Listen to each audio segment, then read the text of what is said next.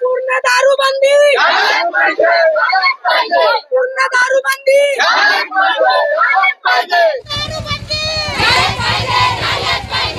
माझं म्हणणं आहे की कवडी गावामध्ये आजपर्यंत कोणालाही दारू विकलेला नाही. माझा जे दारूचा व्यवसाय आहे गावच्या 1 ते 1.5 किलोमीटर अंतरावर आहे आणि यांचं असं म्हणणं आहे की तुम्ही आपल्या पोरावर वाईट वळण लावता आणि तुम्ही अशा प्रकारे व्यवसाय करता. पण माझं असं म्हणणं आहे की मी कधी दारू पितच नाही, मी कधी दारू पितच नाही आणि मी कधी खर्रा खात नाही, मी तंबाखू खात नाही, मी काही वाईट व्यसन करत नाही. पण मी कोणत्या कारणामध्ये हा धंदा व्यवसाय सुरू केलेला आहे तर हे गलत टीका टिपणे गावच्या लोकांना लावलेला आहे.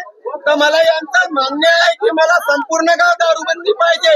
पण यांचे पती सागरी टोल्यावरून आणि बाहेर गावावरून दारू पिऊन येतात, झगडे भांडण करतात.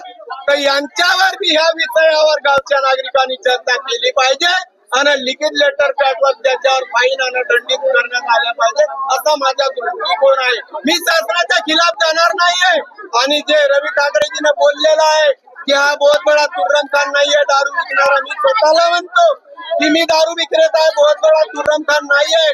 पण माझ्या लोकांच्या बायका लेकरांची मलाही विचार आहे की एक माणूस दारूच्या व्यसनामध्ये जाऊन गलत संगतीने जाऊन तर आणि गलत परिणाम होते तशासारखा दारू पिऊन तर गलत परिणाम होते.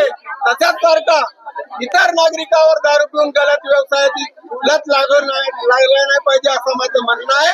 आणि एवढंच बोलून चरण मी आपले 2 शब्द समाप्त करतो. हेच माझी पूर्ण दारूबंदी, पूर्ण दारूबंदी.